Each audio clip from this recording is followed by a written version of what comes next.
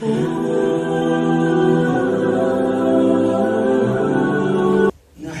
ونصلي على رسوله الكريم أما بعد قال الله تعالى في القرآن المجيد أعوذ بالله من الشيطان الرجيم بسم الله الرحمن الرحيم قل إن كنتم تحبون الله فاتبعوني يحببكم الله ويغفر لكم ذنوبكم والله غفور رحيم کہ محمد سے وفا تو نے تو ہم تیرے ہیں، کہ محمد سے وفا تو نے تو ہم تیرے ہیں، یہ جہاں چیز ہے کیا لوح و قلم تیرے ہیں، محمد کی محبت دین حق کی شرط اول ہے، محمد کی محبت دین حق کی شرط اول ہے، اس میں اگر رہی خامی تو سب کچھ نامکمل ہے۔ قابل صدر احترام علماء اکرام، طلبہ اعزام اور امت مسلمہ کے نوجوان جیالو، آج میری تقریر کا عنوان ہے عشق رسول اور علماء دیوبند۔ میں اللہ تعالیٰ سے دعا کرتا ہوں کہ اللہ تعالیٰ مجھے صحیح کہنے کی توفیق نصیب فرمائے، اور مجھے امید ہے کہ آپ حضرات بغور سماعت فرما کر میری حوصلہ افزائی فرمائیں گے۔ محترم بزرگوں، دوستوں، سب سے پہلے عشق کی تعریف معلوم کرتے ہیں تو قرآن کہتا ہے اشد حبا، کہ جب محبت حد سے زیادہ بڑھ جائے، اعلیٰ معیار کو پہنچ جائے تو سمجھو یہ عشق ہے۔ تو پھر ہم قرآن ہی سے معلوم کریں کہ یہ عشق ہم کس سے کریں، تو قرآن ہی گویا ہوتا ہے النبی اولیٰ بالمؤمنین من انفسہم، کہ نبی ہی تمہارے نزدیک سب سے زیادہ محبوب ہونا چاہیے، لہذا یہ عشق تم نبی سے کرو۔ تو پھر ہم جناب محمد رسول اللہ صلی اللہ علیہ وسلم کے ارشادات سے معلوم کرتے ہیں تو آقا خود فرماتے ہیں لا یؤمن احدکم حتی اکون احب الیہ من والدہ وولدہ والناس اجمعین، کہ تم اس وقت تک کامل مومن نہیں بن سکتے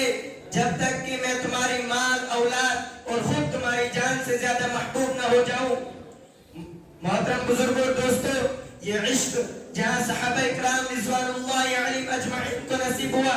وہیں پر علماء دیوبند کو بھی نصیب ہوا۔ مگر بعض لوگ اعتراض کرتے ہوئے کہتے ہیں کہ علماء دیوبند میں عشق رسول نہیں، تو میں ان کو جواب دینا چاہتا ہوں اگر علماء دیوبند میں عشق رسول نہ ہوتا تو حضرت مولانا ضیاء الرحمن شہید فاروقی یہ کیوں کہتے کہ سر سے لے کر پاؤں تک بس تنویر ہی تنویر ہے، کہ سر سے لے کر پاؤں تک بس تنویر ہی تنویر ہے، منہ سے بولتا ایسا قرآن کی تقریر ہے، سوچتی ہے ساری دنیا مصطفیٰ کو دیکھ کر، سوچتی ہے ساری دنیا مصطفیٰ کو دیکھ کر کیسا ہوگا مصور جس کی یہ تصویر ہے۔ اگر علماء دیوبند میں عشق رسول نہ ہوتا تو شیخ الاسلام حضرت مولانا محمود حسن صاحب دیوبندی نور اللہ مرقدہ یہ کیوں کہتے کہ جنت تجھ میں حور و قصور رہتے ہیں، کہ جنت تجھ میں حور و قصور رہتے ہیں، میں نے مانا ضرور رہتے ہیں، میرے دل کا طواف کر جنت میرے دل میں حضور رہتے ہیں۔ اگر علماء دیوبند میں عشق رسول نہ ہوتا تو حجت الاسلام حضرت مولانا قاسم نانوتوی رحمۃ اللہ علیہ یہ کیوں کہتے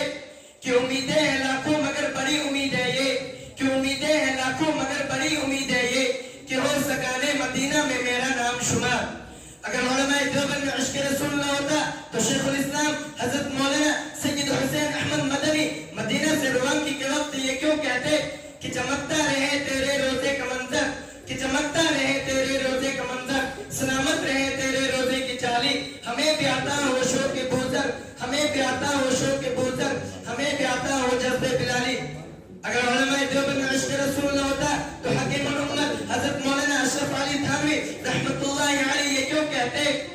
کہ عشق رسول ایسا دریا ہے جس کا کوئی کنارہ نہیں، کہ عشق رسول ایسا دریا ہے جس کا کوئی کنارہ نہیں، اس جگہ بجز جان سوکھنے کے کوئی چارہ نہیں۔ اگر علماء دیوبند میں عشق رسول نہ ہوتا تو عارف باللہ مولانا شاہ جمال الرحمن صاحب مفتاح یہ کیوں کہتے کہ قلم میرا قاصر زباں میرے عاجز، کہ قلم میرا قاصر زباں میرے عاجز، محمد کی عظمت بتاؤں میں کیسے،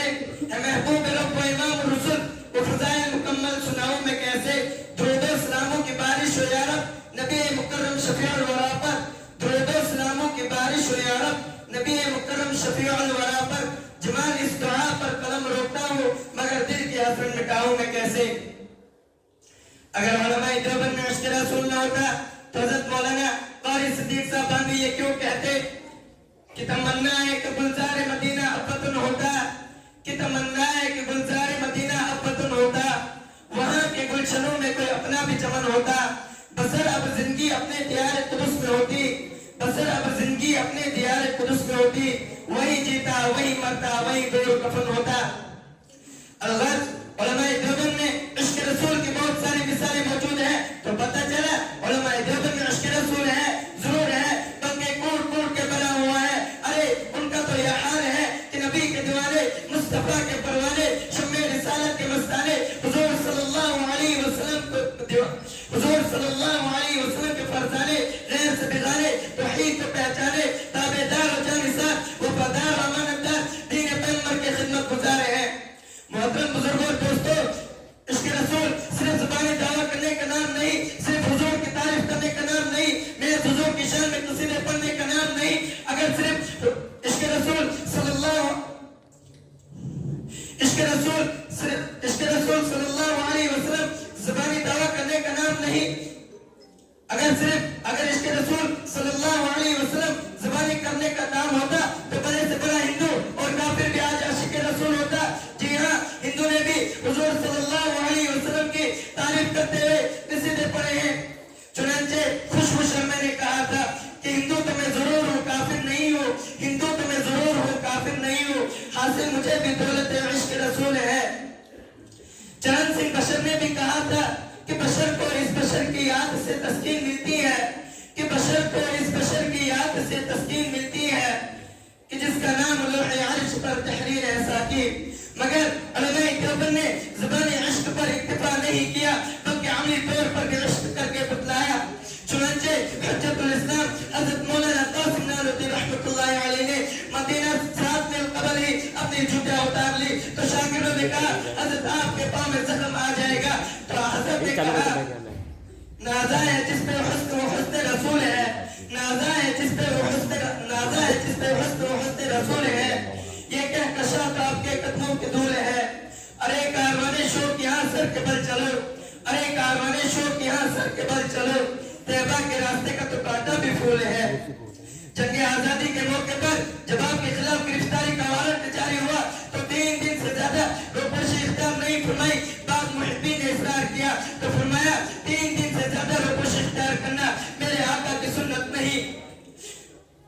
جناب محمد رسول اللہ صلی اللہ علیہ وسلم نے غار ثور میں صرف 3 دن روپوشی اختیار فرمائی تھی، میں بھی 3 دن سے زیادہ روپوشی اختیار نہیں کر سکتا۔ اور زندگی بھر سب رنگ کا جوتا اس لیے نہیں پہنا کہ مہمان رسول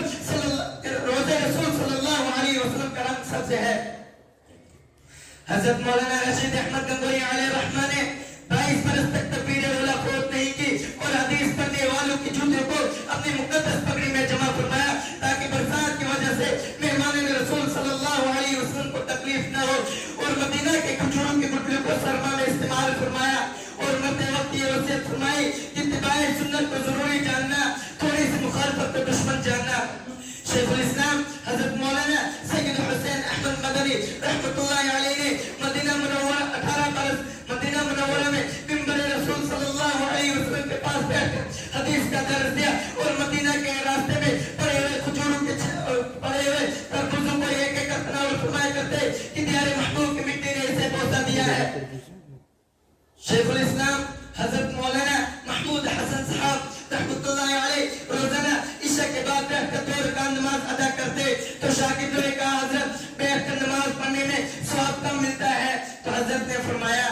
بندگی سے ہمیں تو مطلب ہے، بندگی سے ہمیں تو مطلب ہے، ہم ثواب و عذاب کیا جانے، کس میں کتنا ثواب ملتا ہے، عشق والے حساب کیا جانے۔ بہرحال علماء دیوبند نے عشق رسول صلی اللہ علیہ وسلم میں دروغ کا کوئی عملی اور سچے عشق کا ثبوت دیا، اور ایسی شکل، ایسی نسل، ایسی عقل، ایسی گفتار، ایسی رفتار، ایسے انداز، ایسے راز و نیاز پیش کیے کہ لوگ برملا کہنے پر مجبور ہو گئے کہ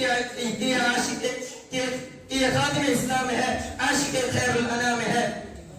اسی پر بس نہیں کیا بلکہ علماء دیوبند نے کہا تھا کہ ہماری آنکھیں نکال لو مگر ہمارے آنکھوں سے روزے رسول صلی اللہ علیہ وسلم نہیں ہٹ سکتے، ہمارے ہاتھوں کو کاٹ دو، ہمارا ہاتھ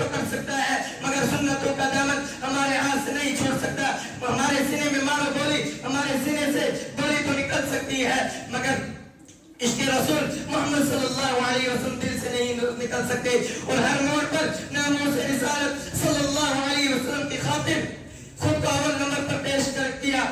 اور رسول اقدس صلی اللہ علیہ وسلم کی ذات اقدس پر انگلی اٹھانے والوں کے ہاتھوں کو کاٹ دیا, گستاخی کرنے والوں کو زبان کو کھینچ لیا. اور ہر معاملے میں رسول صلی اللہ اور ہر معاملے میں خود کو اول نمبر پر پیش کرتے ہوئے یہ بات ثابت کی کہ ہم نے ہر دور میں تقدیس رسالت کے لیے وقت کے تیز ہواؤں سے بغاوت کی ہے. توڑ کر سلسلہ رسم سیاست کا فسوق ایک فقط نام محمد سے محبت کی ہے. میں انہی چند الفاظوں پر اپنی تقریر کو مکمل کرنا چاہتا ہوں. وآخر دعوانا الحمدللہ رب العالمین.